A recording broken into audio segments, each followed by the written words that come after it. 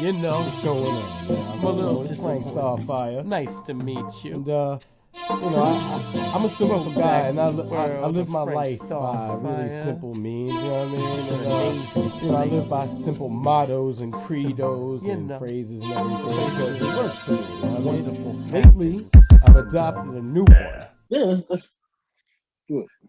But what's going on, y'all? You see my boy Shaun Wallace. Obviously, I am Frank Starfire. This is the Just to Be Frank podcast. But when you see this guy, you know what we about to do. We about to have a little agree to disagree in this motherfucker. So that's what the fuck we going to do. What's going on here, brother? Yo, what's going on, man? We're gonna have to actually agree to disagree this time. I mean, well, last one, I ain't gonna lie. I've gotten some weird feedback about the last one, but from a lot of the ladies I've talked to, you're a pig, sir. I am? Guess what? Guess what though? I do not care. I know that, and you know that. I'm just like, just let you know what the fans are saying. I'm a pig. Wow. One called you a douche. Douche? A douche. I am though. Oh well, I mean, Certified okay. asshole. I actually go out of my way to be one. There you go. But what's going on, y'all? So now you were saying that you had a little bit of trouble. Oh man, so I'm like talking to my wife or whatever, and she's like, "Well, are you gonna do this? Are you gonna do that?" Like far into like I was thinking about going to police academy. I might go back to school for cybersecurity.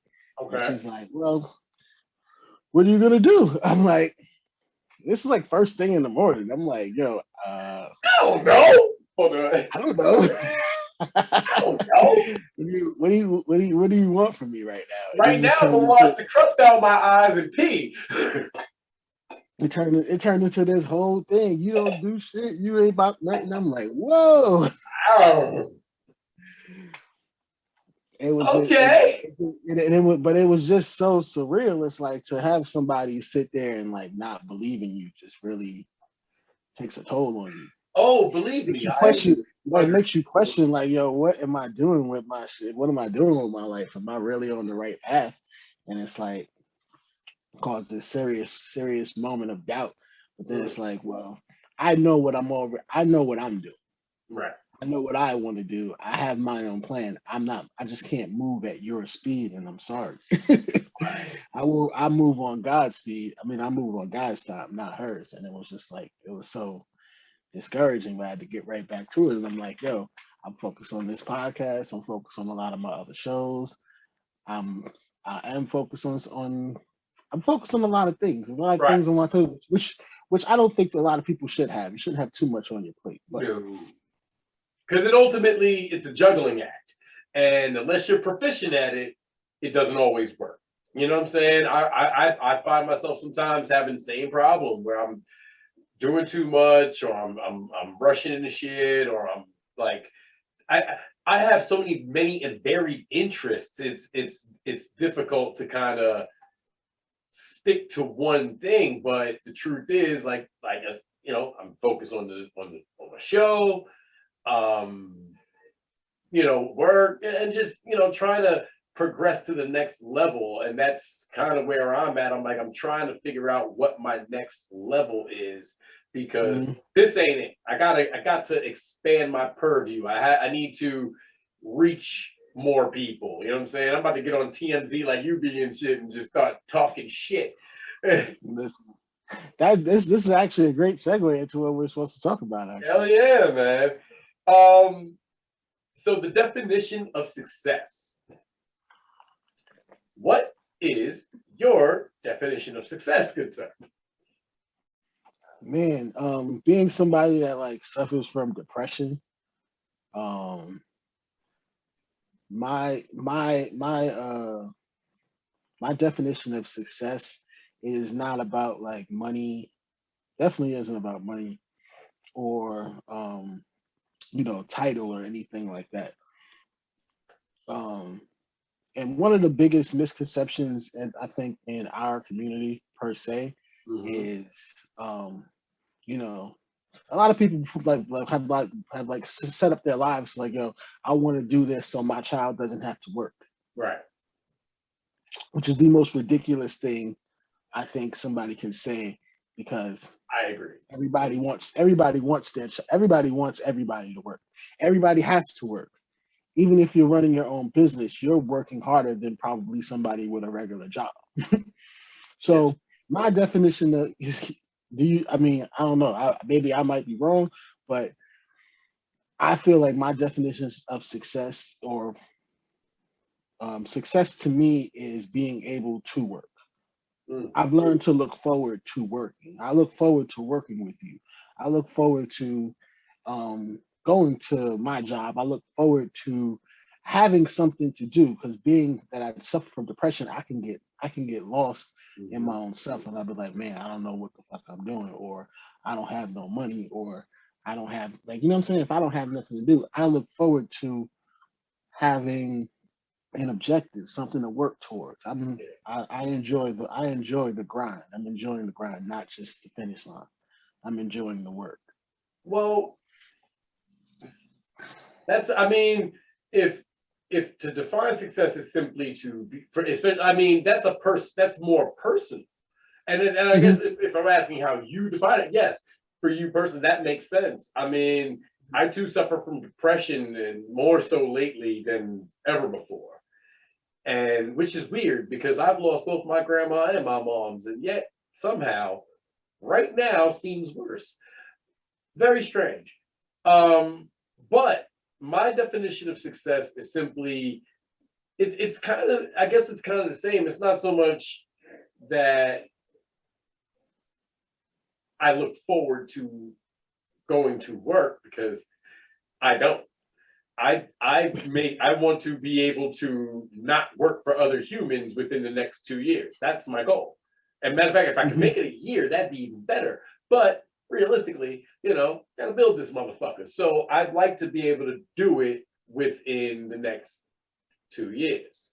You know what I'm saying? Where I don't have to work for another human for the rest of my life. You know what I'm saying? But success to me is not monetary either. It's about, So it's would success being working for yourself, or it's working for myself. So I mean, for me, it would be working for myself and having the ability to do the things I want to do as opposed to the things I need to do. You know what I'm saying? Like, I want to be able to go elsewhere and just do shit at the drop of a hat. I want to be able to jump in a fucking Winnebago and drive down to Colorado for no fucking reason at all, other than I want to. You know what I'm saying? I want to be able to. So for me, it's not so much about monetary. I mean, I guess that's ultimately a part of it, but the truth is, it's about happiness. I want to be happy. You know what I'm saying? I want to be able to know that I don't have to worry about where my next meal gonna come from.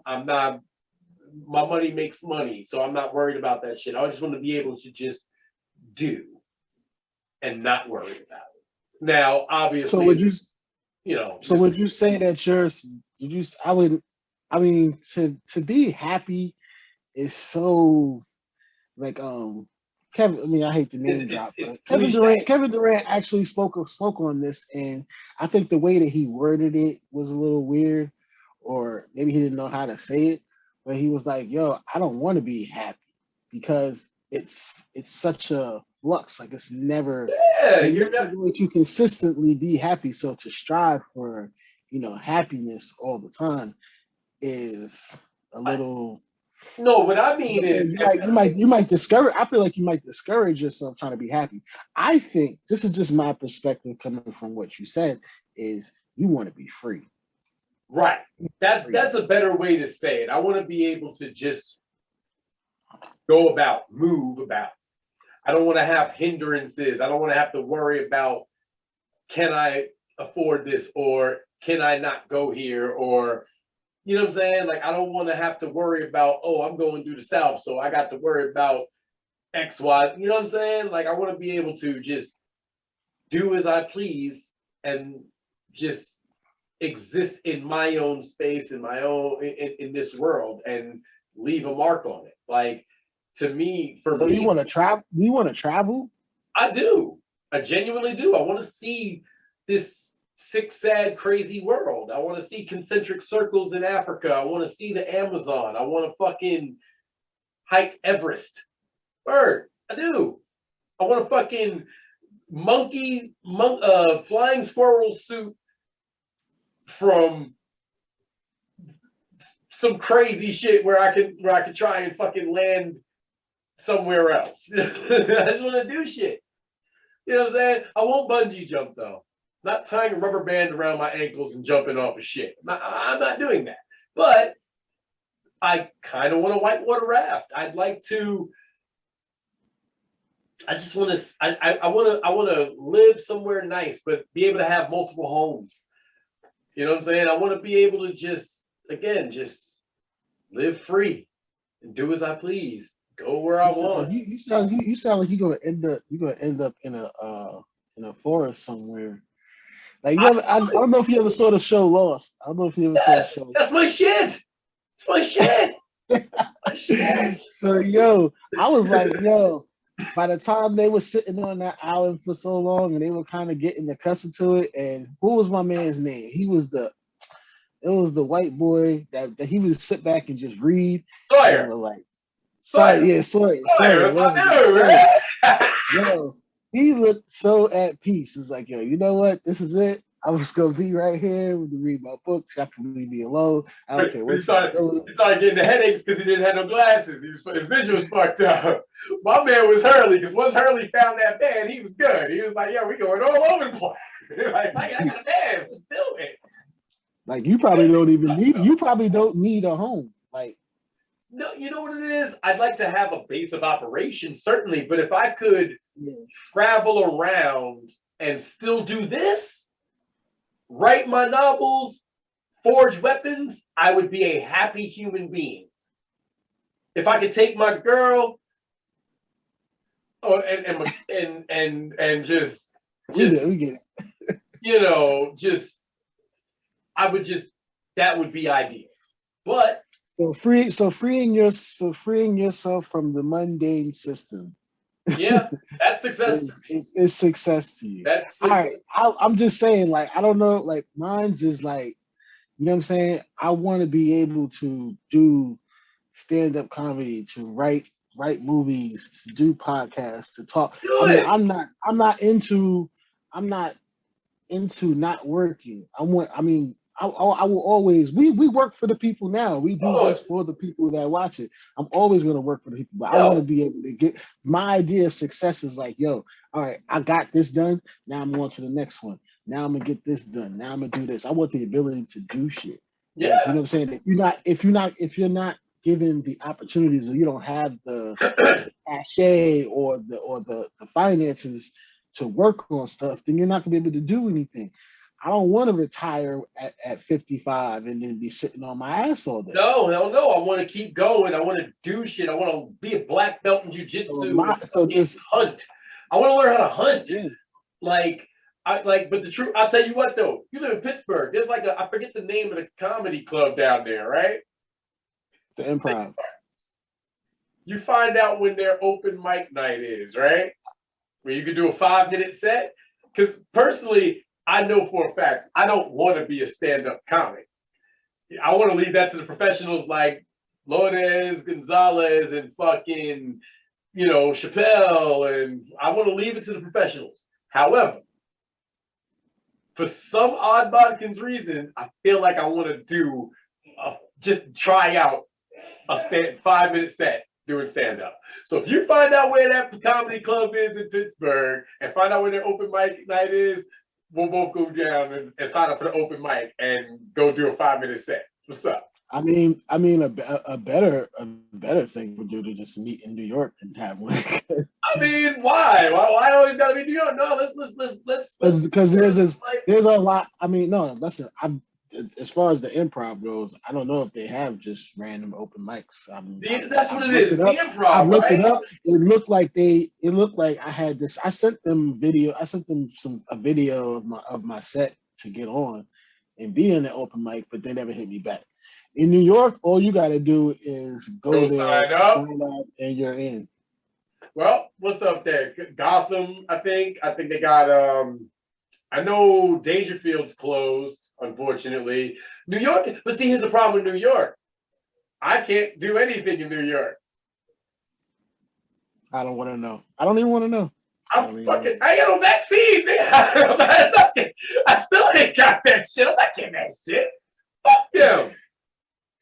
Oh shit! You ain't got a vaccine. That's right. So hopefully the new mayor, when he comes in, he fixes what De Blasio's dumbass did. No, y'all not getting it. Y'all not getting it. Yo, I'm not getting it. You're right. I'm not getting it. Y'all not getting it. This is not a personal, like, oh, I'm waiting for all the overheads are going to be on this. All of them are on this. They don't do that. Even Donald Trump is trying to get conservatives vaccinated.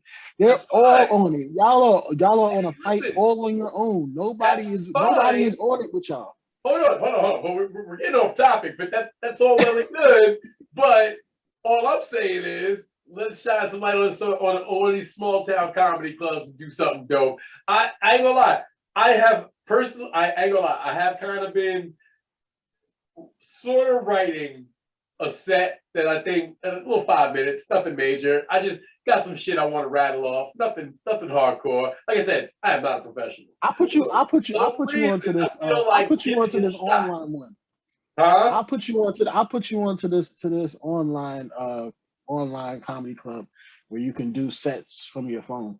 That's not cool. I don't want to do that. It is cool. Only because stand up. Only because you can just work on it. You can just see how it feels. That's all. That's fair. Yeah. But like I said, so are we agreeing that success is pretty much what the definition of success is a personal thing? I think it's unique to each individual. Yeah. I think it would have to be, because what my definition of success is can't be what somebody else's is. Most people, I would imagine, if I had to put a percentage on it, I would say that 80% of people would probably say having a shit ton of money and power and all that would be their definition of success. But for me, it's about more than that. It is about the freedom to do what you want in this country, go hunt and you know what I'm saying, and live, and you're right. That's why I say I would definitely drive around in a Winnebago and be a happy human being. Well, I think that might be happiness. I don't even know if that's. Look, like I said, if I'm free to go where I please, as I please, and do what I want, that's success to me. I'm happy. You know what I'm saying? You know what I'm saying? Yeah, because I think that for me, happiness in this world is very important to me. It matters because it's so fleeting at times. You know what I'm saying? Like it's like you can't always hold on to it. So when you can, it feels good. You want to hold on to it. So success is happiness to you. Well, to me, success is working.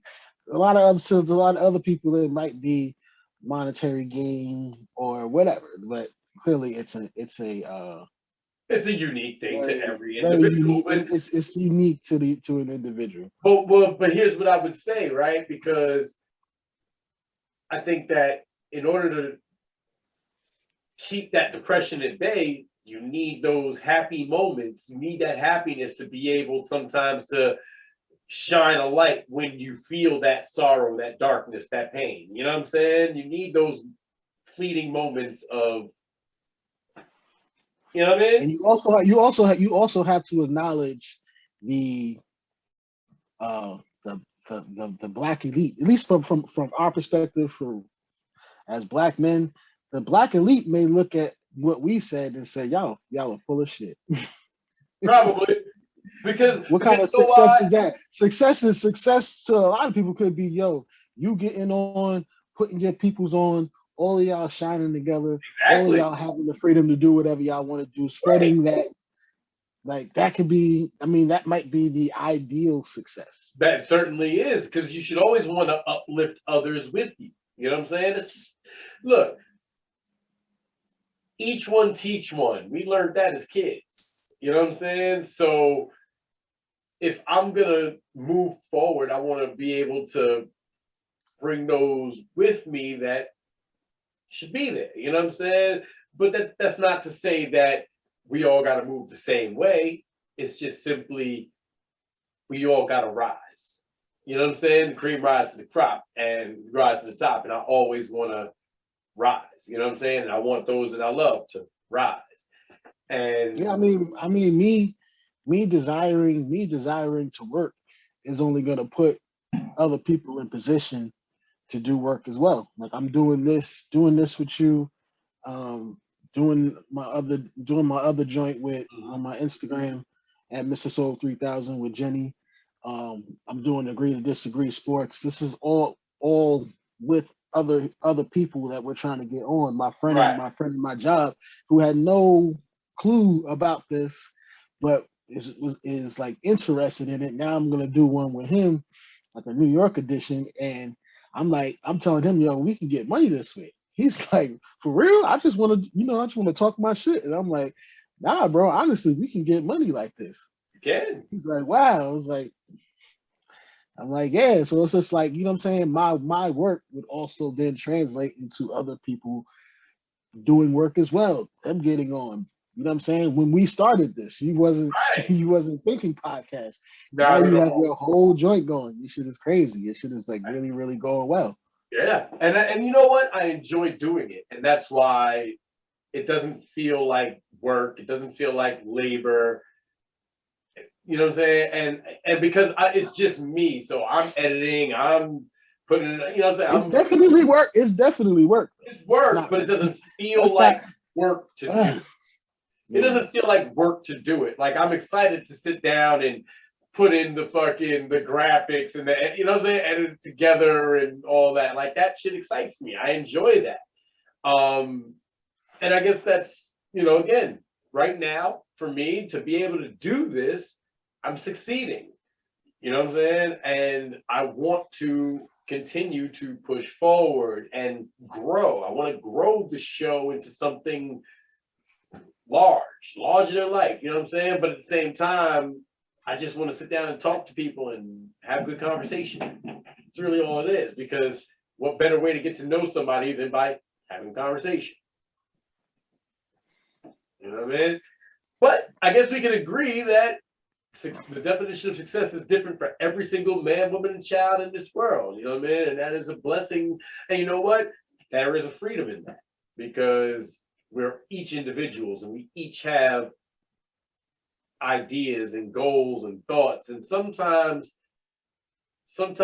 you get pushed down and bogged down by society, by the news, by social media, by whatever it is. But I thought we disagreed. No, we agreed on that, because the truth is it's very much unique to each individual. I don't think it's unique. I think it's about spreading. I'm just a humanitarian. I believe in spreading success. Success breeds success. So I'm talking about when I'm like, my idea of success is me being able to work and giving other people opportunities as well. Like that's the definition of success. I guess what you're saying is it's different to everybody, but to me it's just like that's the only way you can really succeed. I feel like yours is a very personal, well, certainly success, but it's also, you're kind of confusing happiness with success. Well, no, what I'm saying is that for me, what the idea of success that I have will make me happy. Like the things that I wish to do, the things that I will do are the things that bring me joy. You know what I'm saying? and that just they just happen to coexist in that way. Whether or not, like, and especially as somebody who also is depressed at times, it's those happy. I don't know. I feel like it's essential. I feel like it's essential for us as Black people to progress further, not just be so not be so isolated. Like everybody has to get on. The more of us that are able to influence and create and provide opportunities, the you know what I'm saying, the better for our kids moving forward. And I the agree. more work that they can do, you know what I'm saying, the whole idea of, well, I'm going to be good, as long as I'm good, then I'm fine. I don't feel like that's doing anything. I don't feel like that's doing anything. It's doing something for you. You know why? It's doing something for you, and it's making you happy, and that's great. Right, but in order for me to succeed and for us to succeed as Black people, I need to get on, and I need other people to come along with. Listen, I fully believe that as well. Like I said, I want everybody who's with me to rise as well. You know what I'm saying?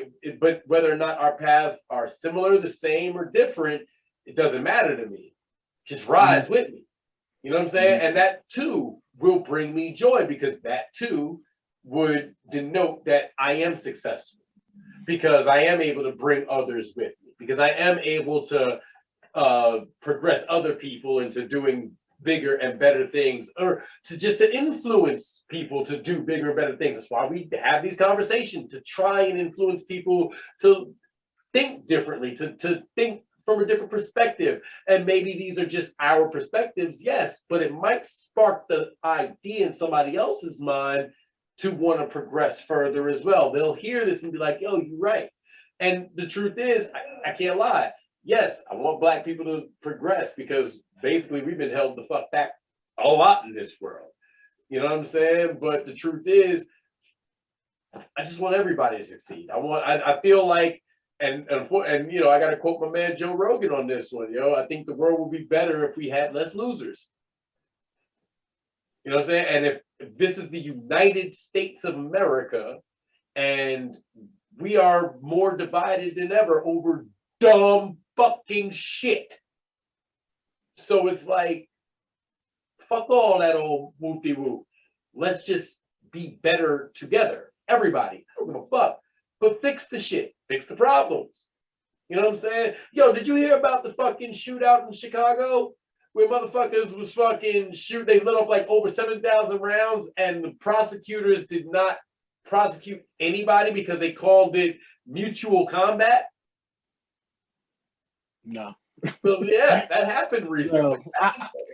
Wait, did it happen though? Yes, this happened. It's in the news. Yo, I know it's in the news, but that doesn't mean that it happened. All right, well, that's fair. But no, it definitely happened. The prosecutor attorney was like, oh, look, all charges are dismissed because this is considered to be mutual combat, because it was two gangs fighting each other. And somebody got murdered, somebody got hit, they're dead. Others got injured. Somebody got hit. You said 7,000 rounds. Over 7,000 rounds were let off. 7,000 rounds, and one person got hit. That sounded I'm sure multiple people got hit. Several people. But as far as I know, only one person died. And since they dropped, yo, Google it. I promise you, it's there. And you got to remember, their mayor in Chicago. I don't know. Like somebody in Chicago would have to tell me that happened. Dog, read the Chicago Tribune. Not a news. No, I don't need a news. I don't need a news. How do you not read the news? I don't need a news crew. I don't need a news. I don't boot though. No, I said read a newspaper. Read an actual newspaper. Newspapers still matter. The Daily News is still a viable source of information. The New York Times is still a viable source of information. The New York Post is still a viable source of information. These newspapers have been around forever. Now, the difference between print media and TV media is, for print media, it's all about the article. They only give you the facts. There is an actual editorial section for people's opinion. But everything in the newspaper It's facts. Read that shit. Look, I still get all my news from the newspaper. I still want ink on my fucking fingers from reading a newspaper. I love that shit. I love the smell of it. We're kind of in an age where you have to put it out. I saw Denzel. I'm not making this up. This is something that Denzel said, but it was like we're in an age where it's about getting it out first, like being the first person to deliver information. Right, which is not as important. Which basically means that facts are not important to. And it's like I said, I was talking to my brother about this. I don't know. I don't know. Like just the way you don't trust the vaccines and a lot of science or whatever. I have a hard time trusting. Hold on. Don't misrepresent. I trust science. I don't trust the bureaucratic scientists like Anthony Fauci and the CDC and the FDA, and I don't trust government bodies to tell me what's best for me, because the truth is, have you seen some of these old fucks? They all look dead. So who are you to tell me anything about health? Fuck you, suck my dick. The truth is, they suck. I mean, don't be too dismissive on old people. You're gonna get old one day. No, I'm not being dismissive. I'm not being dismissive of old people. What I'm saying is the old people that are in charge of everything shouldn't be in charge of everything, because they should not be able to make decisions about a future they're not going to be in. Just like if I were to age, as I age and progress, I shouldn't have decisions and sway over things that are going to affect the future that I'm not going to be in. That's, you know what I'm saying? Let these, like, there should be term limits for fucking Congress, Senate, Supreme Court, because we know that science teaches us that as we get older, our judgment wanes. There's a difference between decision makers and spokespeople. Dr. Fauci he's just a face. He's a spokesperson. But he's responsible He doesn't make any decisions. He relays information to us. That's all. No, but he's not credible, because he had a hand in the actual process of making this shit due to gain of function research. He's guilty as fuck. This motherfucker has beagles tied up in labs getting bit by sandflies to see the effects while they die. Sandfly bites are fucking deadly. They melt your face. And he's running this research. These are verifiable facts. Check it out. These are verifiable facts. He's running the research. I mean, running is a whole different. Man, because it's not like it's just him. There's a team of people. No, I mean listen.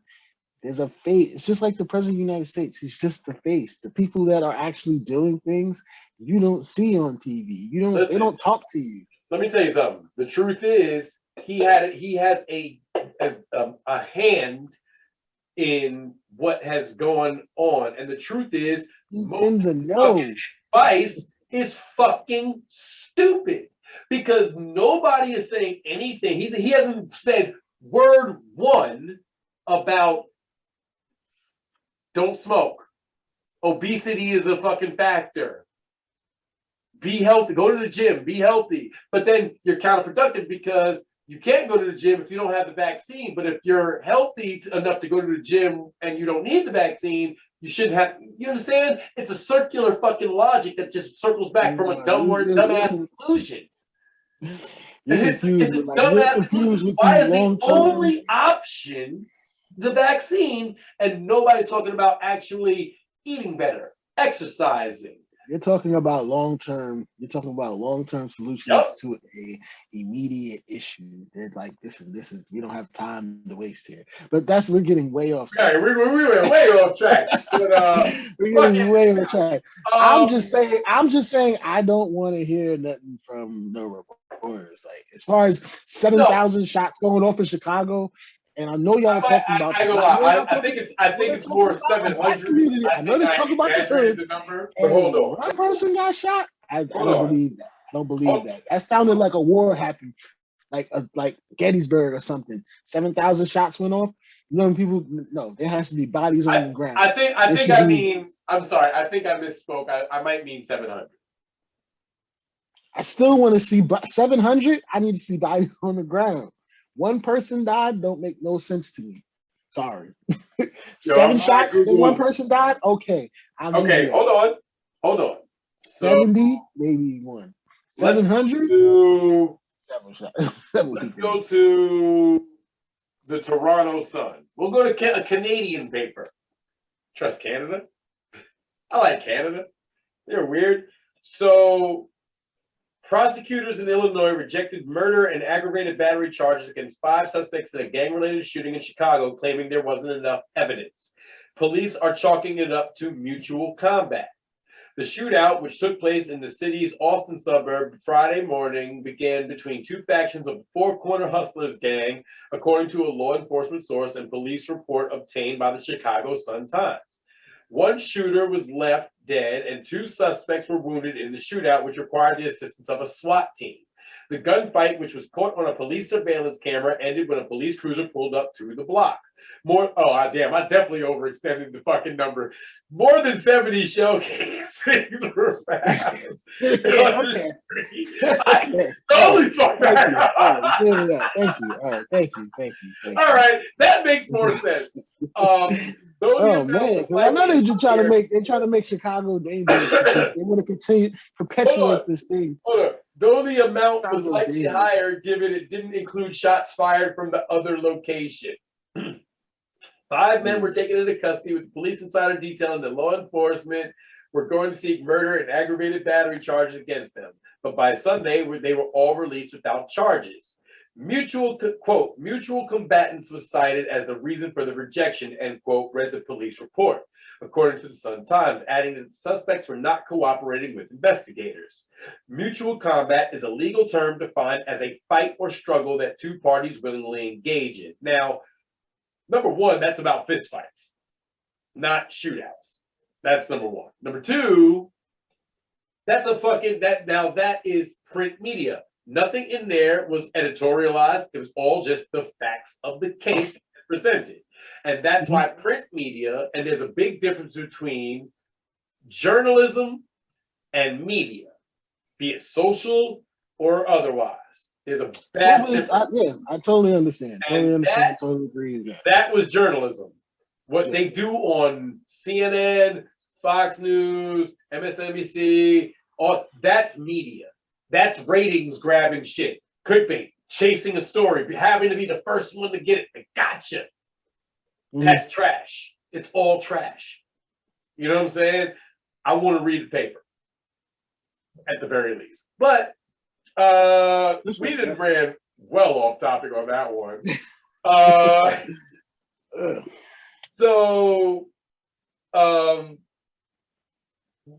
One thing we want to... What was the cancel culture? You said you were talking about that. I'm gonna get into that. Actually, we can talk about that right now. And so in this day and age, can you survive being canceled? I guess is the question. Now, Dave Chappelle would show you that you most certainly can. Louis C.K.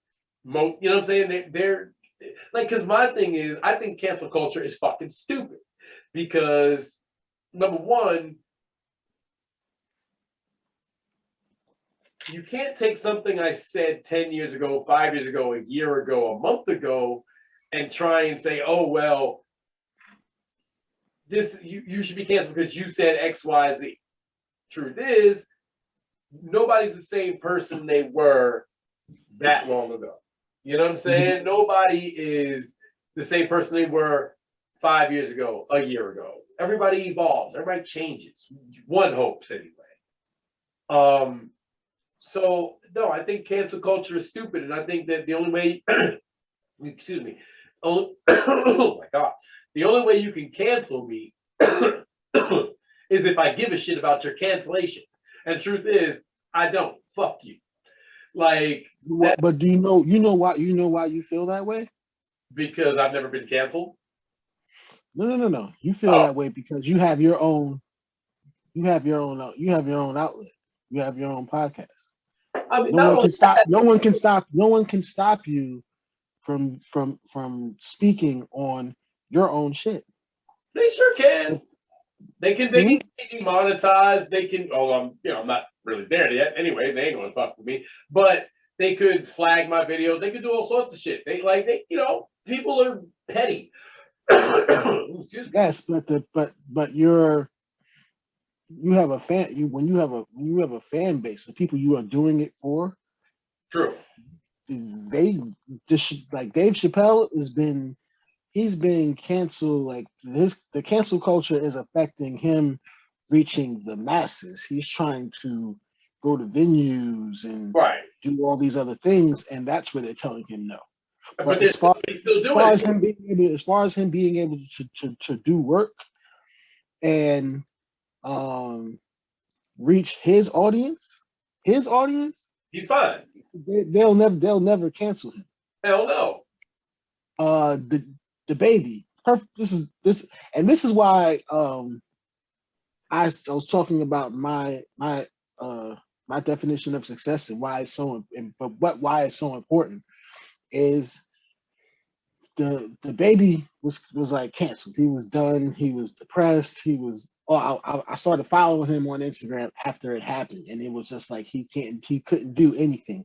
He had to go overseas in Dubai just to like do shows and you know what I'm saying, keep his career up. And you know what I'm saying? Then he started building some energy. But what really got him back in the fold was 50 Cent, Boosie, people that have their own shit, our own people that have our own shit, be like, nigga, we not paying no attention to that. Come over here, come do this show. Right. And then he got back on, and you know what I'm saying? And then it was like the people that loved him and why they loved him were able to be reminded, even though those people tried to get him shut out and make people forget why he was so powerful and so great. Yeah. It was our own people that were able to provide an opportunity to get him back out there, and then now that whole cancel shit is pretty much dead for him. Right. This is why it's important for us to do something and to have these avenues and these chances to get in front of the masses, because cancel culture, I said the only way to get away from cancel culture is to get away from white people, because they're the ones that are canceling people. Well, I have to ask this: why was the baby canceled? Because I honestly don't know. I don't know nothing about the boy. Because he said something about gay people. What did he say? He said something. He said, put your hands up, or he was like, no, put your lighters in the air. He was at a show and was like, put your lighters in the air for everybody with HIV and stuff like that. And he said, but if you gay, sit your ass down. Don't do that. Okay. All right. Well. So you know who's the number one advocate of canceling people? Yeah. Is the gay community. Gay community. And you know who is in charge of the gay community? White people. Well, okay. I can't lie. That's not a cool thing to say. That's not a good thing to say. Like that was wrong. That's hurtful to people. It is. I mean, listen, like. What, so you were canceling too? No, I'm not. I wouldn't cancel shit because I don't care about that. But what I'm saying is, you definitely should.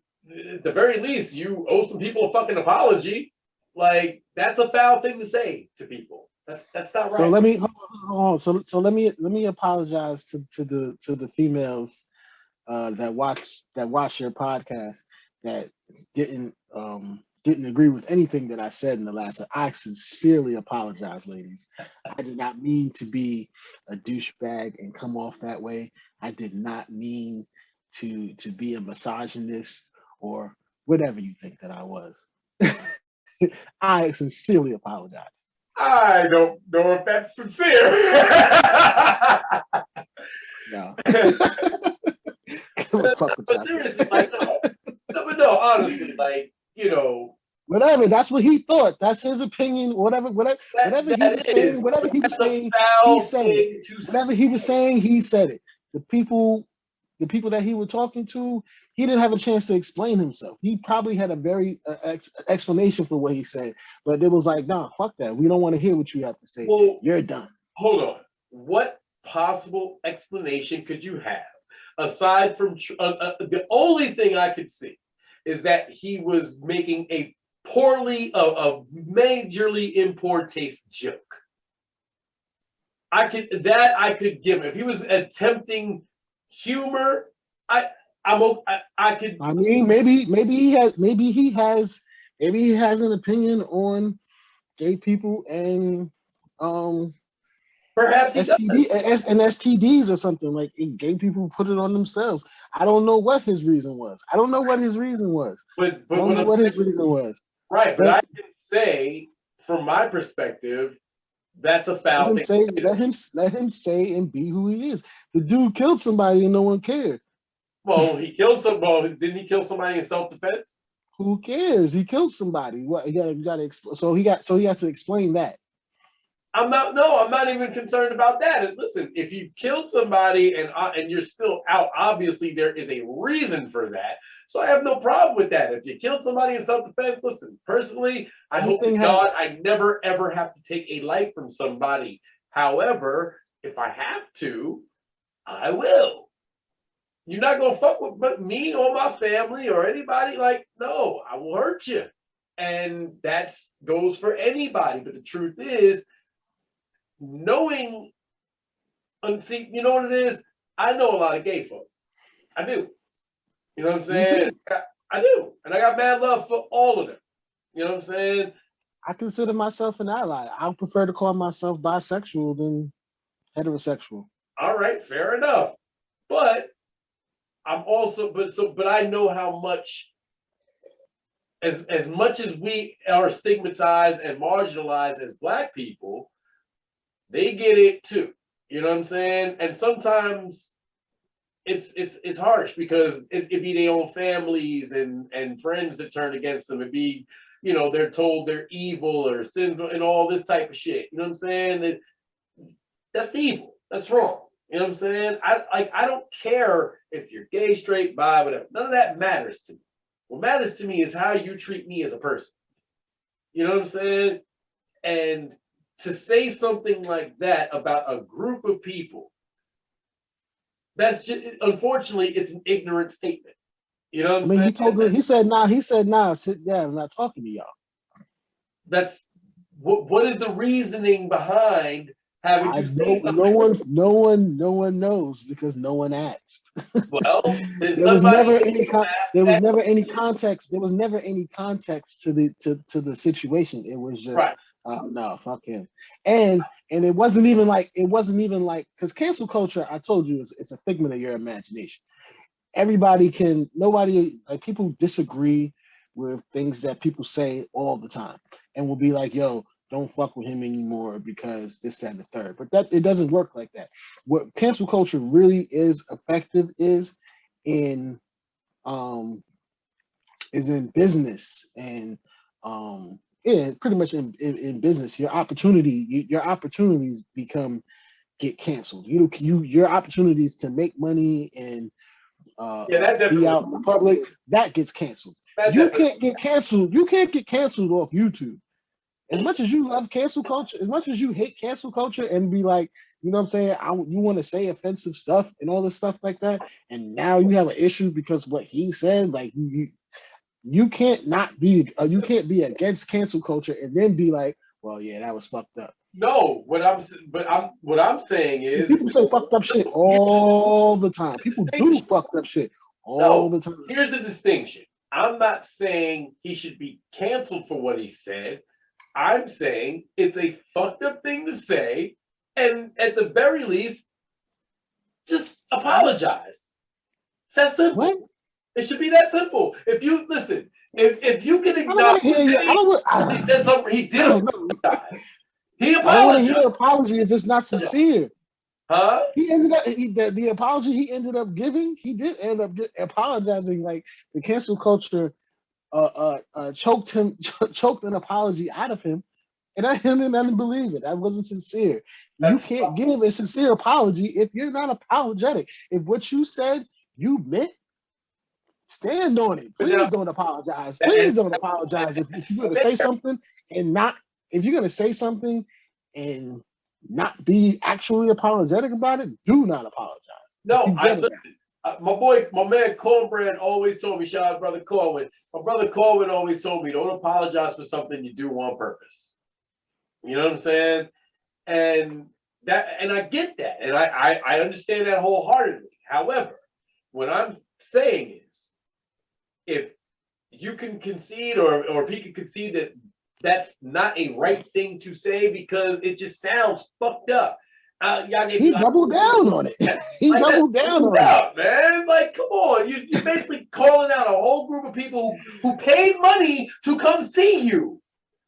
No. What do you mean? The people that are mad at him or whatever, like, no, those were the people in the arena weren't mad. Everybody that knew about the show was mad. I mean, if there were people, there's multiple groups in every venue.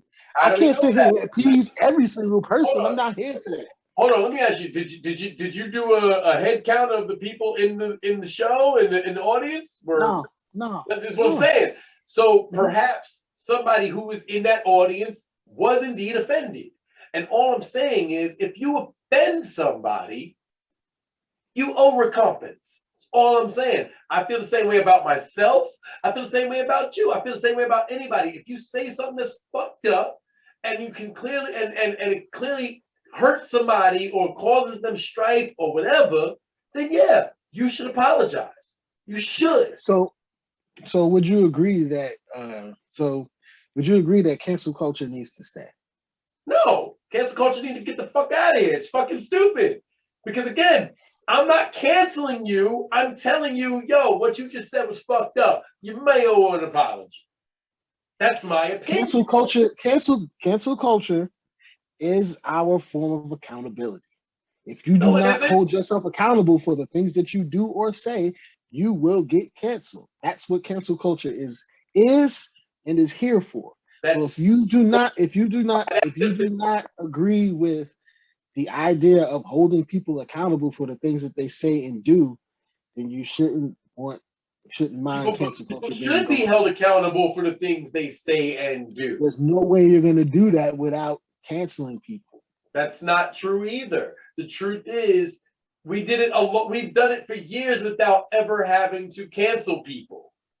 You know what I'm saying? No, people have gotten away with shit for years. I'm sure because they weren't canceled. Because what? Listen, the 50s, the 60s, the 70s, all 30. Yo, human beings have been completely and utterly horrible, and especially the women. Like, women have had, like, cancel culture and feminism and stuff like that. They have had to hold men accountable for real over the past 30, 40 years. And that has gotten them, that has gotten a lot of men to curb a lot of their actions. Because a lot of men have treated women so horribly, bro. Yeah. So horribly, bro. Like things, like unimaginable things, and guys are still doing it. And it's like, yo, having cameras around, having cameras on people have gotten people to like, you know what I'm saying, check themselves. And even still, we're still having this problem. So now dude like Zach Stacy, former running back, who threw his wife through a fucking TV, you know what I'm saying? He's gonna have to deal with the fact that he's never gonna be an athlete again. You're never going to get a job in the NFL. You're never going to get a job in the CFL. Nothing like that. You better pick up a whole new career, bro, because it's over for you. And you know what? Good.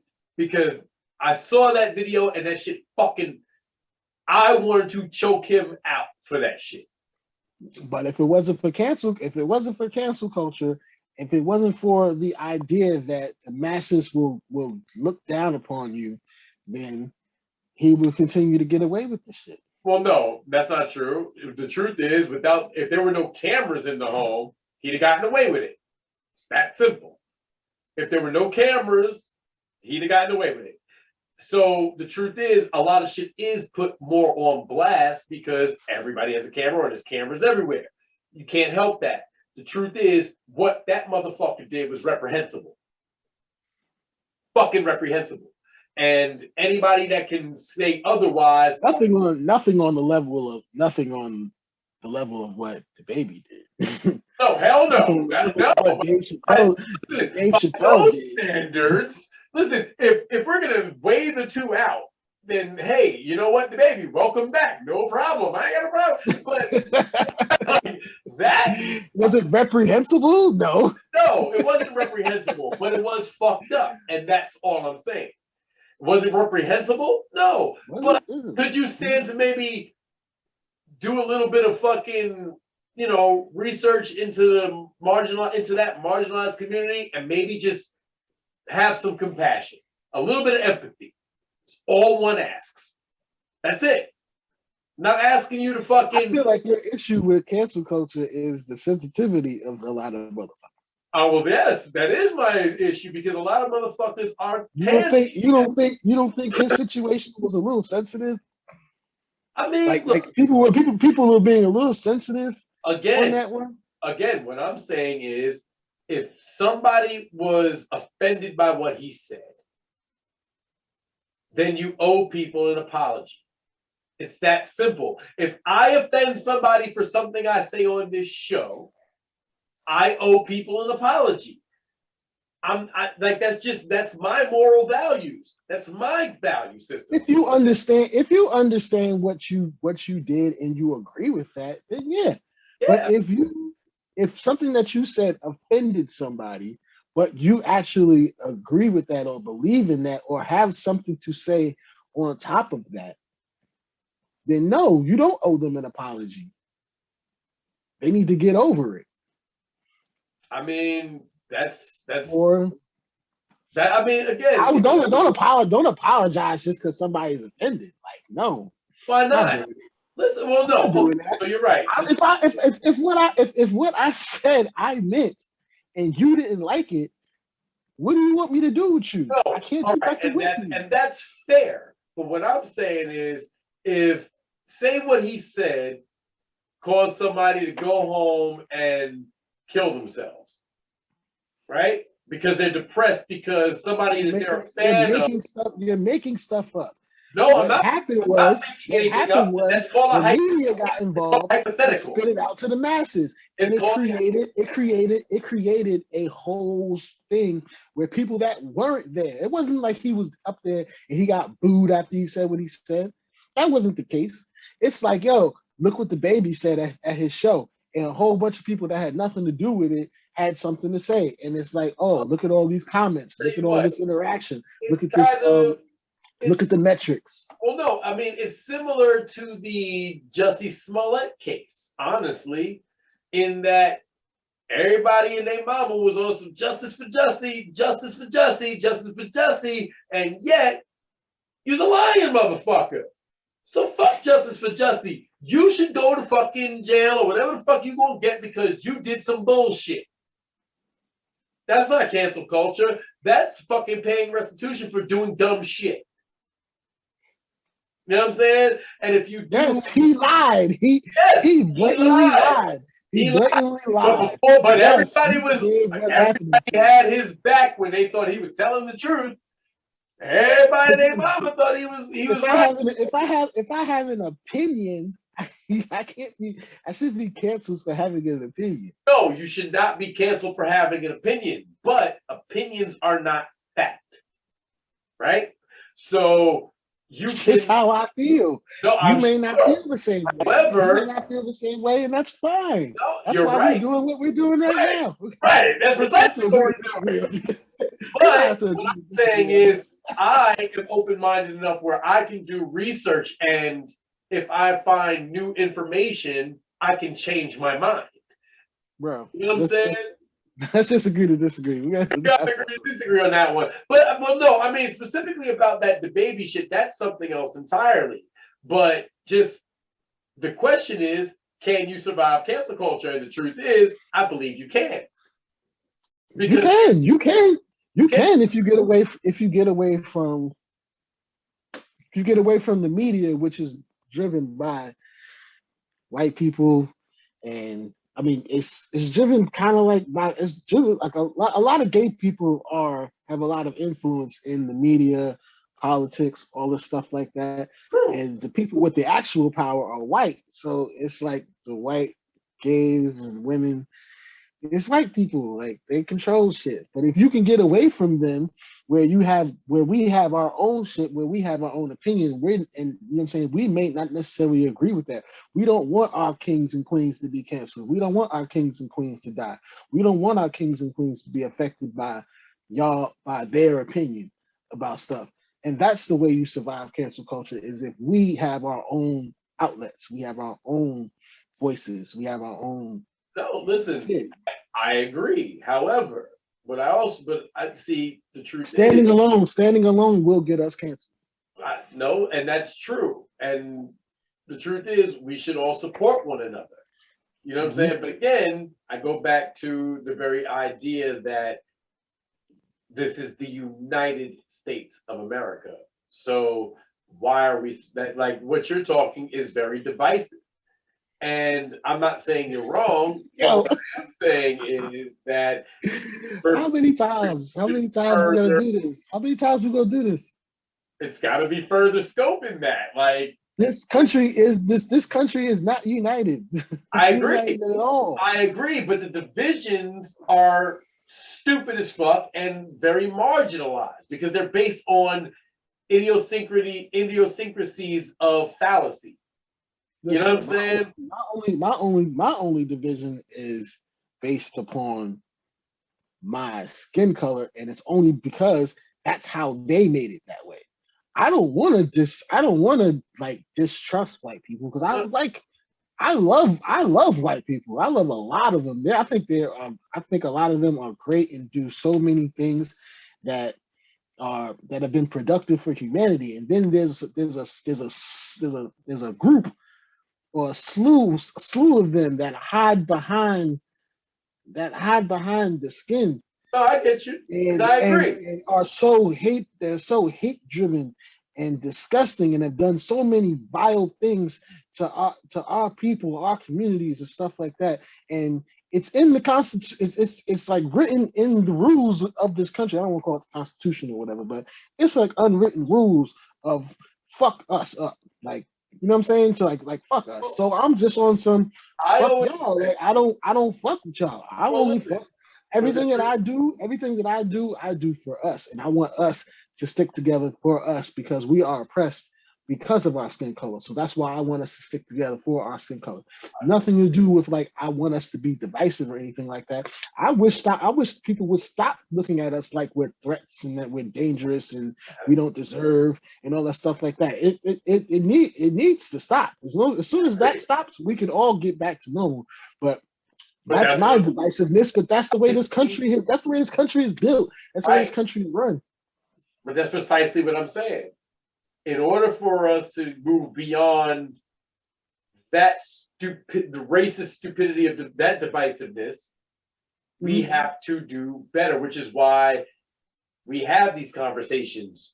You know what I'm saying? Because, like I always say, not every white person is racist, just like not every black person is good for the culture. I mean, yeah. You know what I'm saying?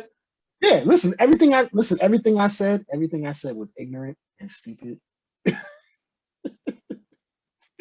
Everything I said is ignorant and stupid, but that's the way I feel like I have to live in this country. Sorry. But do you? Because like you said, if you have people like white people that you know that are good people. I don't. All I'm saying is I don't like look at white people and run. Nothing like that. You know what I'm saying? Thankfully, yeah. No, I work with them. I'm cool with them. My you know what I'm saying? I'm not gonna say my best friend is white and all stuff like that, but I have several. You know what I'm saying? It's not. I don't look at it like that. It's just red flags sometimes that I get from white people, and I'm like, nope, you're not the one. I mean, but you know what? I understand. I'm not ignorant to the fact that the motherfuckers be wild. No, but I get the same thought process from some black people too, and from some Spanish people, and from some Asians, and like none of that. The color you are, or the race, none of that matters. I judge individuals based on that individual, because if you're a piece of shit, I'm not going to think that everybody who you are associated with is a piece of shit, but you indeed are a piece of shit. You know what I'm saying? Like it's like for instance, our culture is hip hop. Yes. If you love hip hop, then you know what I'm saying. I know I can trust you no matter what skin color you are, ethnicity you are. You know what I'm saying. That's our culture. Yeah. When you come into our culture, I believe that I should trust you or I can trust you. So that's one avenue right there. You know what I'm saying. But that's the way it is. Black Lives Matter. I was on it for one reason and one reason only. That a lot of white people will grow up not fearing black people. So I'm cool with Black Lives Matter. If I see a white person with a Black Lives Matter shirt, sign, anything like that, I thank them. You ever see those videos on the fucking, like, I guess TikTok, Instagram, where it'd be like, you know, the dual screen shit, and some white boy talking about, man, I went to a motherfucking black barbecue. You ever been to a black barbecue? Like, you know what I'm saying? And it'd be shit like that touches your heart. You know what I'm saying? Because you'd be like, you know what? It's not so different. We all do the same shit. We just do it in different ways. You know what I'm saying? We all do the same shit. Yes. What? Like is one motherfucker. Like, we this is the thing. We don't do it though. We allow everybody into our shit. Yeah. Everybody's welcome in our shit. We're the ones that's not welcoming a lot of shit that they be doing. Hey, but you know what? I personally look, I never feel uncomfortable anywhere I am. And I got friends and family, that people I consider like family, that conservative Republicans, Trump supporter, all that type of shit. And none of that matters to me, because I know them as individuals. Who you vote for doesn't make you who you are. Mm-hmm. You know what I'm saying? And then 9 times out of 10, a lot of that is based solely on demographics and other factors. You know what I'm saying? Yeah, I totally ignore it. I mean, I don't even ignore it. I acknowledge it. We can have discussions about it. We can talk about it. Because that's what people are supposed to be able to do. Speak your piece. Speak on, brother. Go ahead. You like Trump? Tell me why you like Trump. Go ahead. Tell me all day long. And I probably won't even respond. No, but you know what? Listen, because the truth is, when people call me the N-word, when white people call me the N-word, I laugh. Because that's an indictment. That's an indictment on you and your character. It doesn't define me in person. I'm just laughing at you because you use the word. That's you. True. I don't even use that shit. So I guess we can agree to disagree, or I guess we can agree on that. Yeah, we definitely disagree. We gotta disagree on that one too. But I mean, you know what? I personally, I think we kind of agree and kind of disagree in the same fashion, honestly, on that one. Because like I said, I think cancel culture is fucking stupid, and I don't think it works. You know what I'm saying? But I do want to move on because I want to get you the fuck out of here. I could talk to you all day, bro. You know. I know, brother. The question is, do women choose or do men choose? Ooh. And my answer to that is simply yes. Men, no, truth is, I think men, well, okay, so you know what? Look.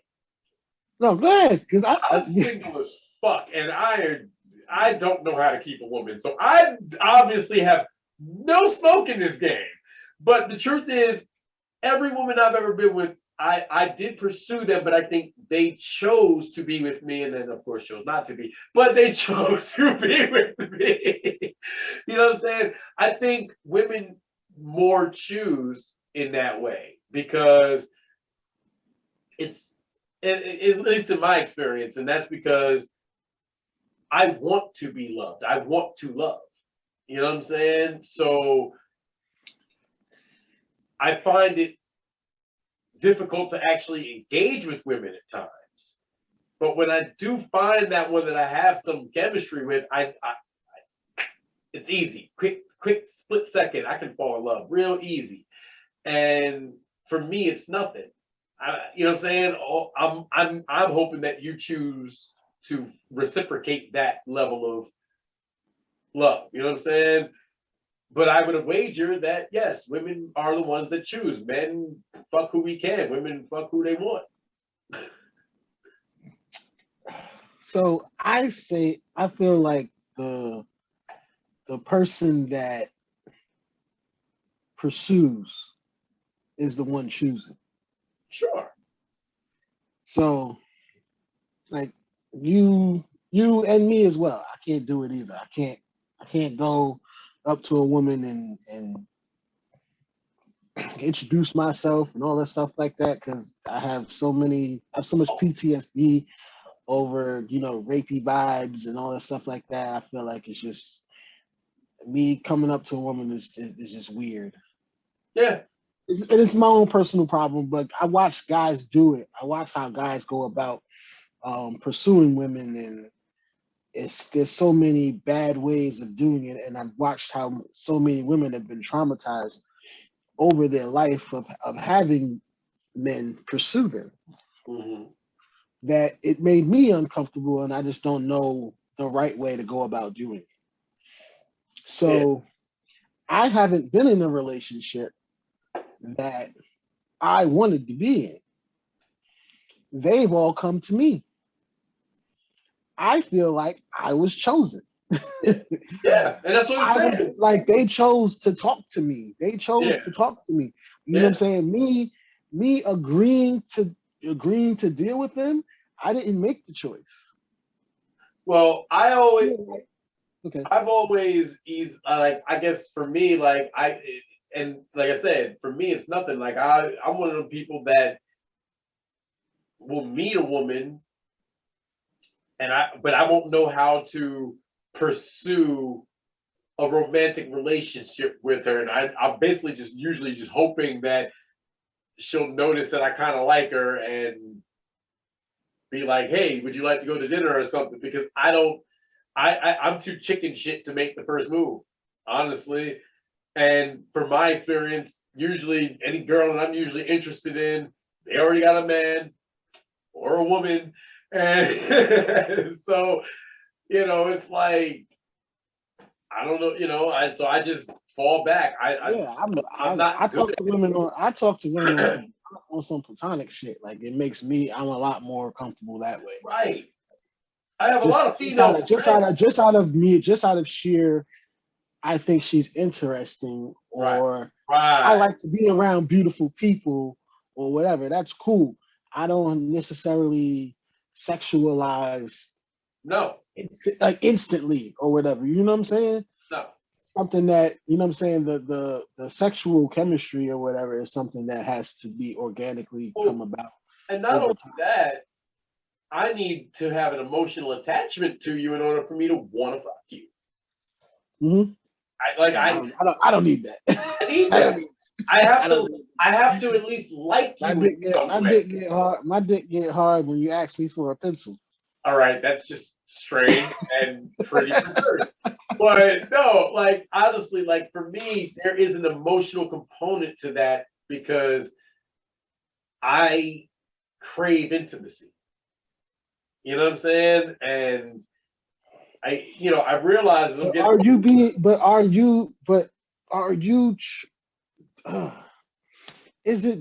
it choosing because somebody came and talked to you and you agreed to continue to talk to them? No, that never happens to me. I'm usually the one that kind of initiates the relationship, I guess. But I have to be you have to open the door wide for me in order for me to know that I can come fuck it. You know what I'm saying?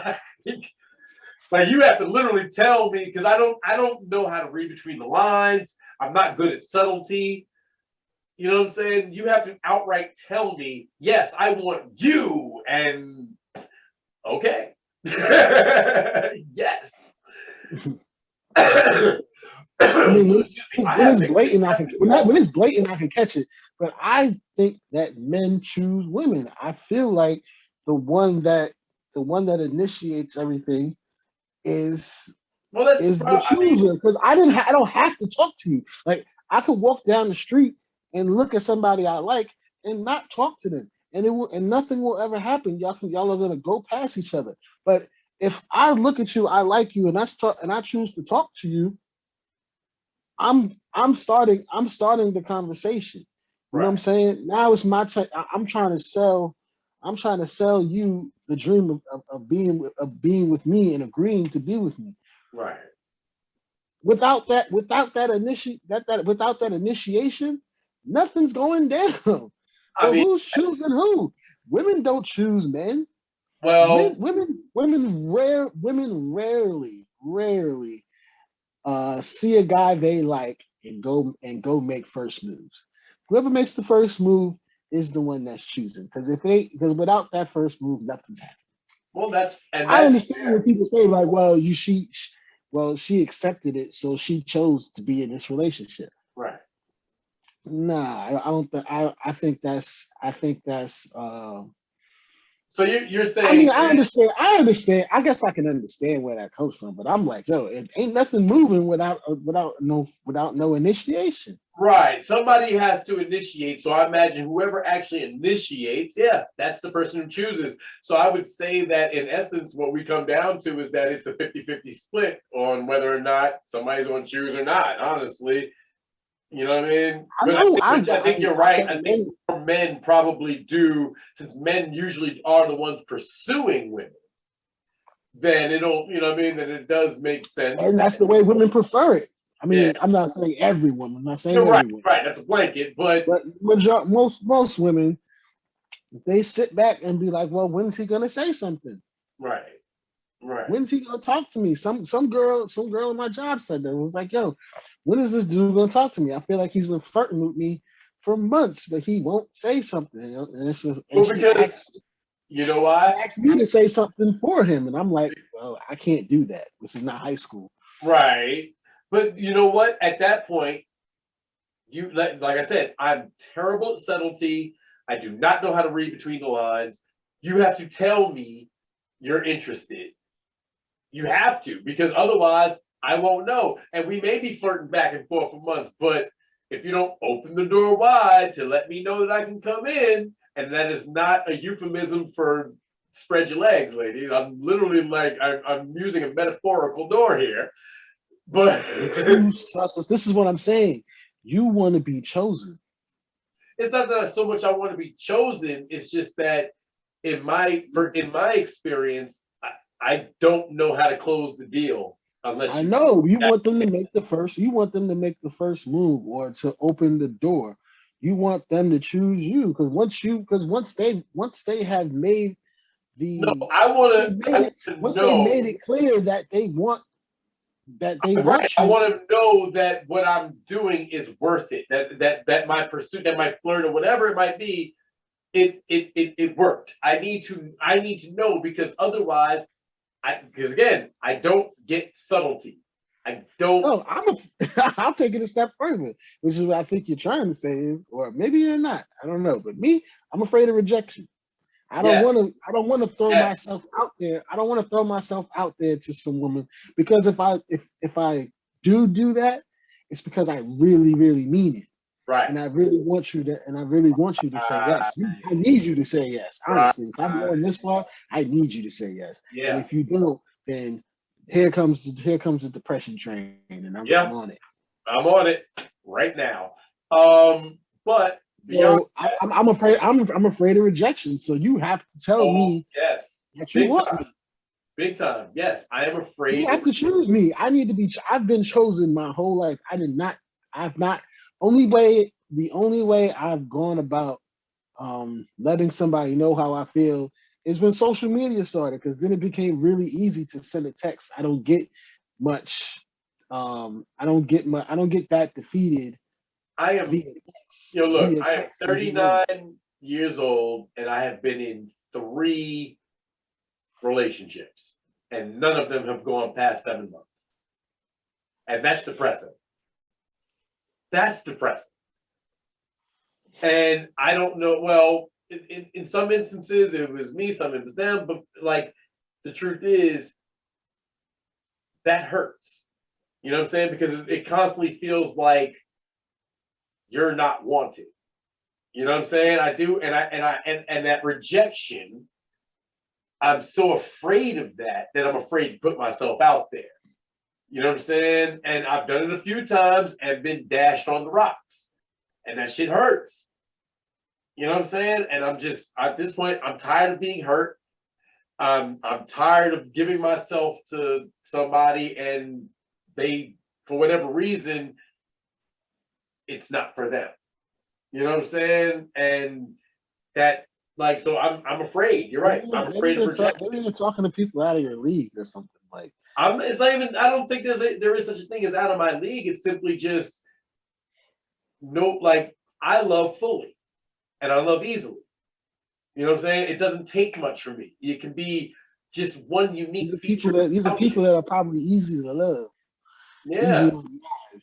No, it has nothing. See, looks don't factor in for me. It's really personality.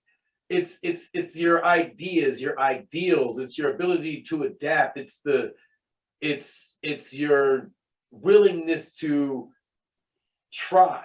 It's your willingness to. Hell, that doesn't make. I mean, I'm not trying. I mean, a pretty package does help, but I mean, I don't want to make it like a therapy session again, but it's always a therapy session. It's just to be frank podcast, baby.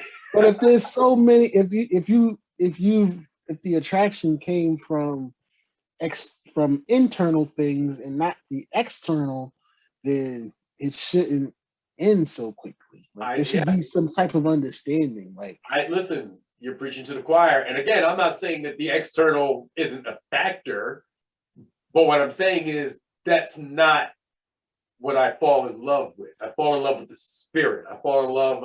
I'm attracted to the spirit. I'm attracted to the aura of a person. I'm attracted to their sense and sensibilities. You know what I'm saying? But we can agree. The one thing that our fan base, I don't even know if to call them mine, but it could be just yours.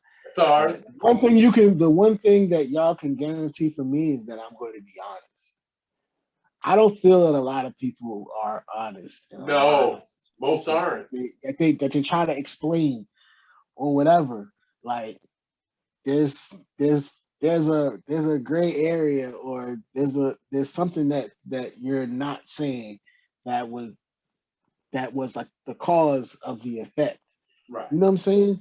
Yeah. So I mean, I don't want to dive too deep into what is going on in your relationship. No. Listen, that's what fine. Is going on, but that doesn't. Again, like the 7,000 shots for the internal things to be, you know, what I'm saying, so compatible, and the reasons for love, and they don't last past 7 months. That doesn't equate to me. Like, I agree. There's a thing to be externally into somebody, and then internally y'all don't mesh. That makes total sense. Right? No, listen. The truth is, like, I'm not saying that I'm perfect. Obviously, I'm not. And I'm not saying like that. You know, I have my own quirks and things about me that obviously are not. You know, I'm weird. I'm strange. I have my own things about me, but the truth is, I guess I have such abandonment issues and fear of rejection that it, you know, I don't know. Huh? You can't live in fear. That's the first thing. That's true. And that is something that I speak on constantly. Like, you can't allow fear to rule you. And the truth is, you know, I don't know where to go with that, but at the end of the day, I think that the pursuer is the chooser. And there we go. We agree. And finally, we come to the last question of the night. Busta Blood Clot Rhymes have GOAT status.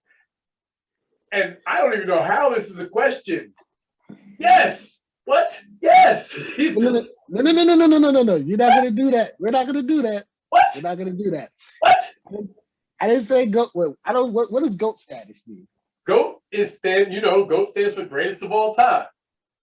So That's one person. That's one person. No, there are several. Greatest is one person. Greats, no, because greats of all time. Like that's no, because you got to remember, just like when it's like when people try and compare LeBron to Michael Jordan, you can't. Jordan was the GOAT for his era, but LeBron's probably the GOAT for his. No. Yeah. No. Yes. Jordan is the GOAT. In the story. No. When people talk about LeBron being the GOAT, they're saying he's better than Mike. I don't think they are. I don't think they are. I know they are. I know they are. But if you're realistic about it and you really fucking just think about it for a second, the eras in which they played in are vastly different. Because not for nothing, but LeBron James didn't get beat up by the bad boy Pistons the way Michael Jordan did. The game is played totally different. Like, in all honesty and fairness, if Dennis Rodman was in the league right now playing the same way Dennis Rodman played back then, he would not have a career because he'd be technically fouled the fuck up all the fucking time. You can't play that hard anymore. He was. Yes, definitely. Hold on. He's NBA. Hold on. Huh? But imagine, like I said, imagine Dennis Rodman in today's NBA. Listen, today's NBA was a transition for him. Even during the Bulls 3-peat, Rodman was getting technical fouls and ejections monthly because he was playing the same style that the Detroit Pistons played. So that was in MJ's era. That Dennis Rodman felt the fire that you think that he would feel. He felt it. No, it was there. No, but what I'm saying is Dennis Rodman couldn't play that way in this era. He can't play that way. He couldn't play that way in his era. I mean, he did. Game does not. The game. But he did, and I hate that. I hate that term. Listen, I'm a basketball. Like that's my love. Like there's nothing that I love more than basketball. I love basketball more than my wife. Tell her that all the time. I love the game of basketball. You can't tell me that the game has changed. The game has not changed. The game is the same way it's always been. No, it's not. Players play certain ways. Players have evolved and stuff like that. But the game itself has never changed. The referees still influence the game the way they always have. Whether they want to call stuff now or they didn't want to call stuff then, it's always been a factor. They have always influenced the game. The game itself has never changed. All right, so that's a fair assessment. The only evolution is within style. So during the 80s, it was team oriented.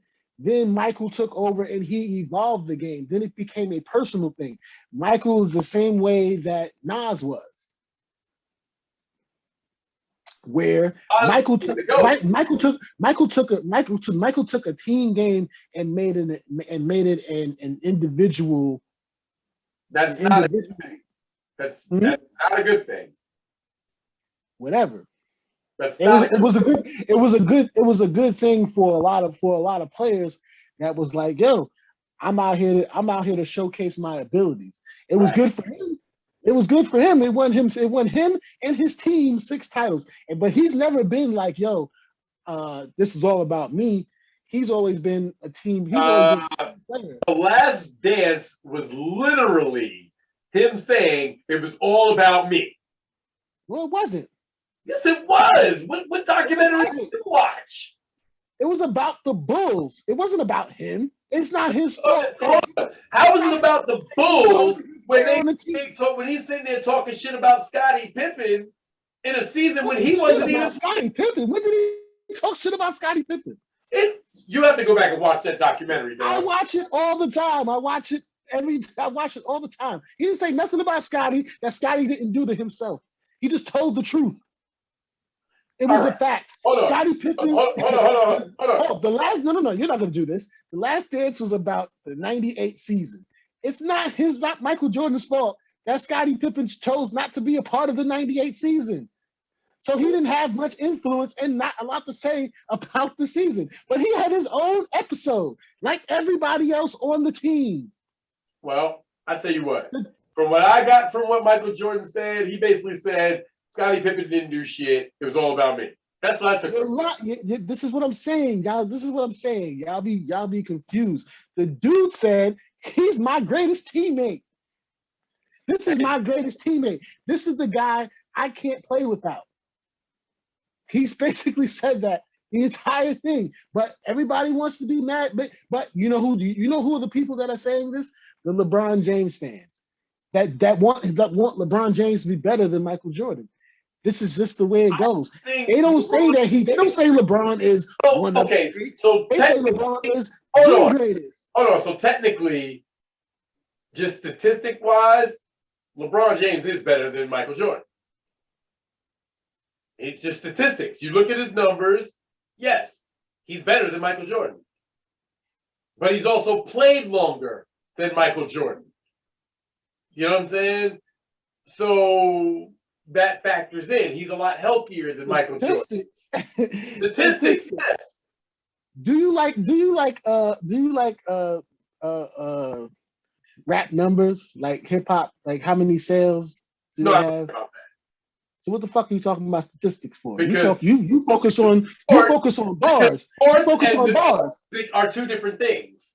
Sports is not the same thing. No. Because to me, sales don't matter. Because on the court skills, he's not better. LeBron James is not even close to Michael Jordan. On court skills, he doesn't score as much as Michael Jordan because he's not a scorer. But you know what? He's a better passer than Michael Jordan ever was. Okay? He is. He's a facilitator. Michael Jordan never been. The point is about putting the ball in the hole, winning games. And LeBron James plays not better than him at that. LeBron's not even better than Kobe at that.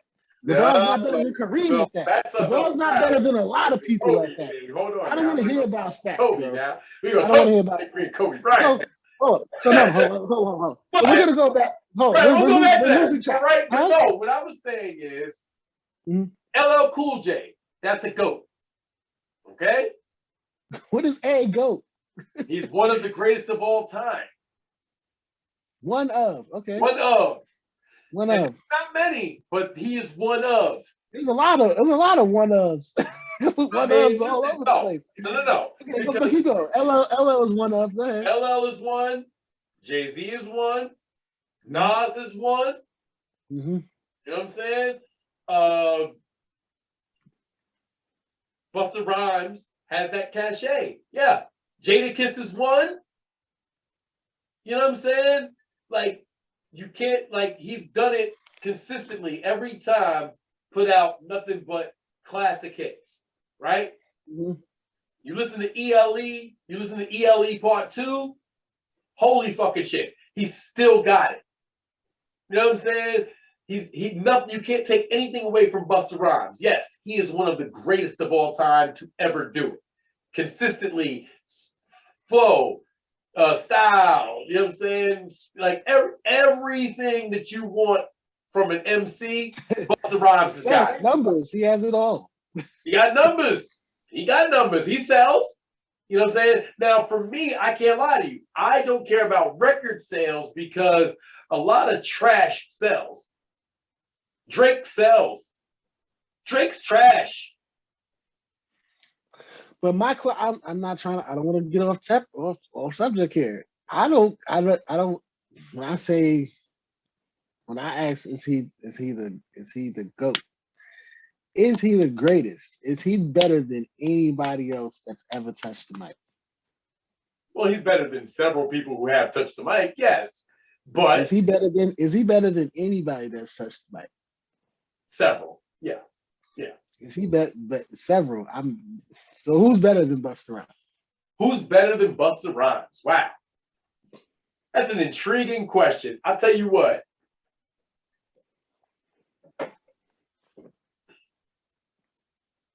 In my mind, all right, so, okay. Here's the thing. I'm weird. My favorite MC of all time is Redman. All time. My favorite MC, number one, is Redman, followed closely by Ice Cube. All right? Followed by LL Cool J, followed by Slick Rick. You know what I'm saying?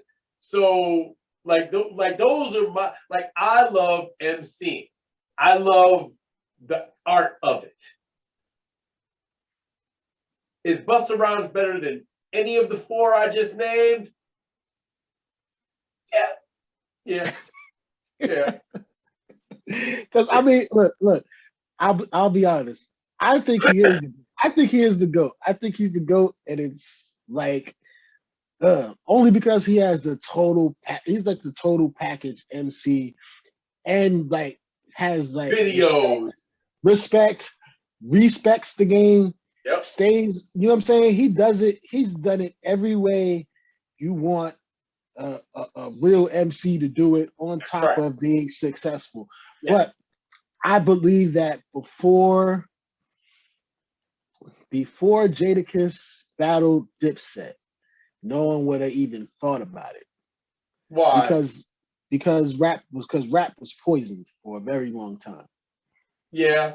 And I can see that. what Jadakiss did in that verses, You mean what the Locks did? he changed it. He changed it in that one monologue. It's like, yo, why y'all rapping to the track?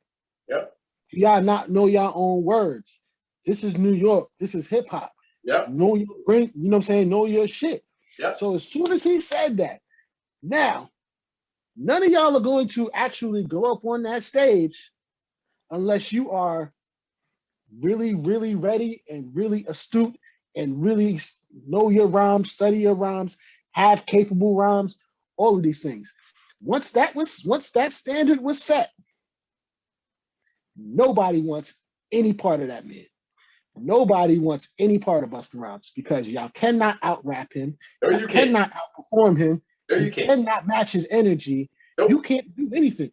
Bars-wise, he has as many styles and flows as anybody. Yep. He's and not even like just tried it, but I mean executed it perfectly. Yeah. There's nothing that man has not done. He's been doing it since like what, 91, Leaders of the New School? He might have the most longevity next to like Snoop. Yeah. Yeah. And there's only one person I can think of.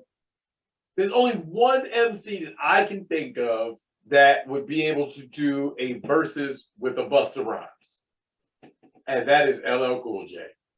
That's what I want to see, bro. That's the only thing. I want that to be the GOAT battle, bro. What I can imagine, like Busta Rhymes, LL Cool J, Starsky and Hutch, like they gotta do that. Like that would be an epic versus. But that's the only person that I can imagine in my mind that can contend with a Busta Rhymes in that fashion. You know what I'm saying? Like Jay-Z and Nas can't.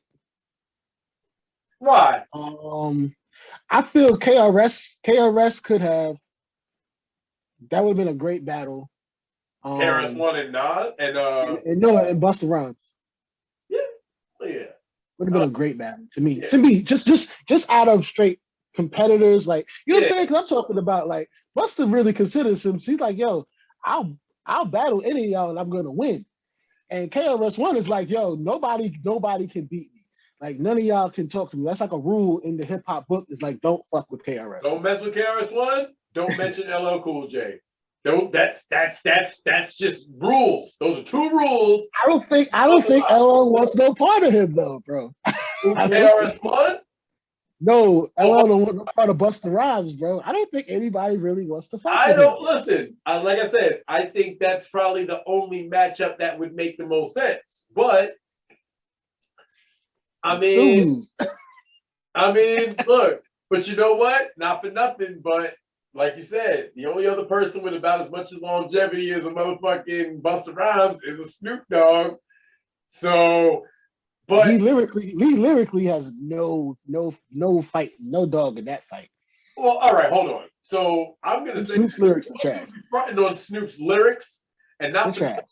Snoop Double G actually is one of the dopest MCs ever.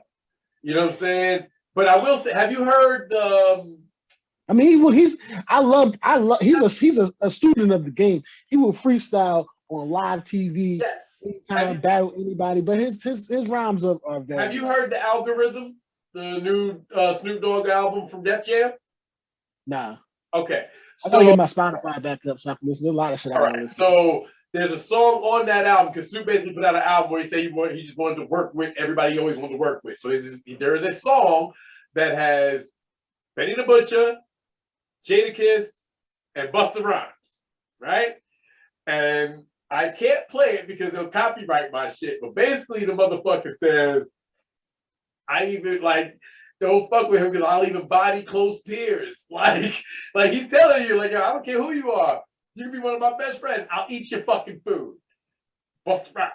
So yeah, Busta Rhymes definitely go for sure. One of them. You know what I'm saying? Now there's several. I think we're disagreeing here. Because you're saying one of them and I'm saying B.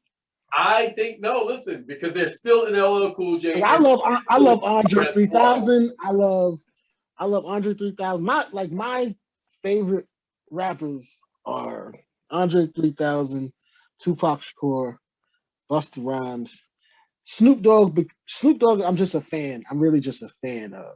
And I respect his career. You know what? You mentioned Tupac. It's a lot. I'll be honest with you. I love Tupac. And I think that I'll be dead honest. I think Biggie was better lyrically than Tupac, but I think Tupac's lyrics matter more. You know what I'm saying? I think you could pop in Brenda's Got a Baby Now and it still matters. You could pop in Keep Your Head Up right now and it still matters. You put in Dear Mama right now, it still matters. You don't have his impact. Tupac's impactful records are one of legend that will never die. Like never, ever. Right. Never. And Biggie has party joints that will never die. Yeah. Tupac has life. Biggie lyrically, songs. One of the best, but Tupac I think was more important to the culture. Busta Rhymes is important to the culture. You know what I'm saying? And I think he's disrespected, man. I think he's disrespected. I think he's disrespected. I don't think he's appreciated. I don't think he's appreciated the way he's supposed to be, man. I think that people don't recognize greatness all the time. They don't appreciate it. No, they always don't. But Busta Rhymes is definitely one of the best to ever do it. He definitely has GOAT status. Anybody was stupid enough. Like I think another person that should battle him is Eminem. Oh yeah, I would love to see that. I would. Yeah, because everybody fronts on Eminem because he's white, but the truth is, motherfucker nasty, man. Yeah, and this is another one. Like this is what I'm saying. When Jadakiss did what he did, he set the standard. He basically cured hip hop of its poison. Yep. Y'all not gonna come up here and just be fronting. Like the Migos changed their whole, like they switched their whole shit up. They really do. They do their homework now. They don't just come out here on some fuck shit. Yep. They really focusing on lyrics. And I guarantee you, Cardi B had to be helping them with that shit. Like, no, you got to do it like that. She Bronx and shit. But I guess we can agree. Yes, Busta Rhymes is GOAT. Now you say he's the, I say he's one of, but either way, he got the status. I don't give a fuck. I'm agreeing with that one. I'm agreeing with it. I'm agreeing with it. Fuck it. We definitely don't agree. You for some strange reason, you are not conceding to the fact that there's nobody better than that man.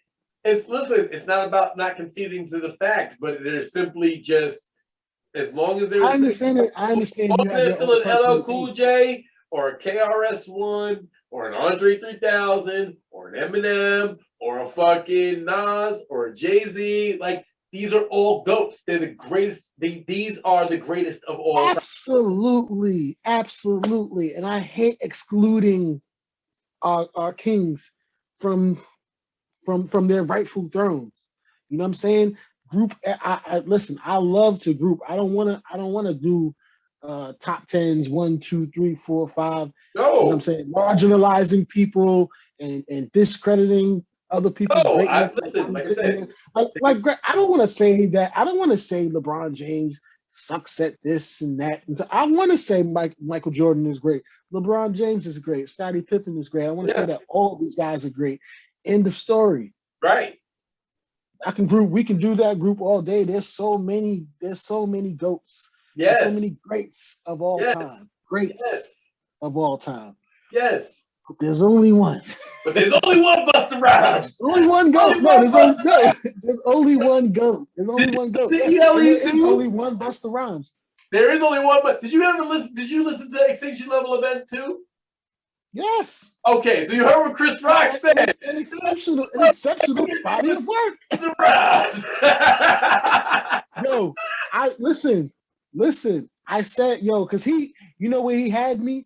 Because he destroyed Kendrick Lamar. He had Kendrick Lamar in there, and Kendrick Lamar really put his best foot forward. He Because did, he but was there's rocking that only shit. so And much. Buster came behind him and was like, nigga, this is how it's done.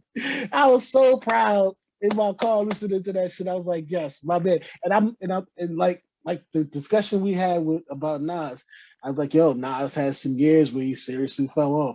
Buster has some years where, you know what I'm saying, it wasn't hitting for me. He wasn't hitting for me, and I'm the biggest Buster Well, Rhymes fan. I mean, you It got wasn't to. hitting for me. But then ELE2 came out, and it was like, yes, my man definitely still got it. And you know what's funny? My favorite track on the whole joint is the one with Rhapsody. huh?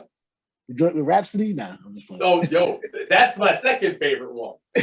My second favorite one. But my favorite one on the whole album is the joint that has the fucking MLP on it. the Louis Farrakhan speech before it. Oh. Fuck that shit.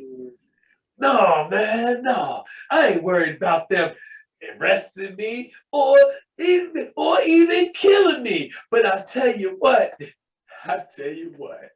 you kill me, oh, you gonna die. Whoa, Mr. Minister Farrakhan. Like, but I'll put that song on repeat because it amps me up so much just to hear that speech and then hear Busta Rhymes come in after that with that force of nature that he is. And it's just. God, there's nothing like him, bro. He does, yo. My shit is the czar. Because that beat is just so hard. And then the force that he brings behind that shit, it was just like, man, I need flip modes. I need a flip mode remix.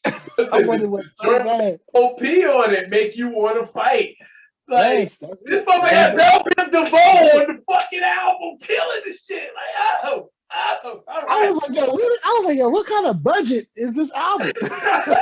Everybody's on that shit. Everybody's on it. Yo, it was so everybody on there had to be on it. Like, it was perfect. I got, yo. Look, fuck that. Busta Rhymes the greatest. He's the greatest, bro. He's the greatest. Busta Rhymes, goddamn. You get to listen to Busta Rhymes. I mean, when you find somebody that's willing to step in the ring with that man, let me know. Let me know.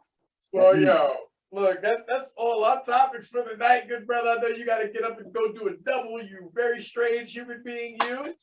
I'm strong. Yeah. You good brother. Tell everybody where to find you on social media and all that jazz. Yo, look forward to me on Instagram, Mr. Soul 3000 MR. SOL.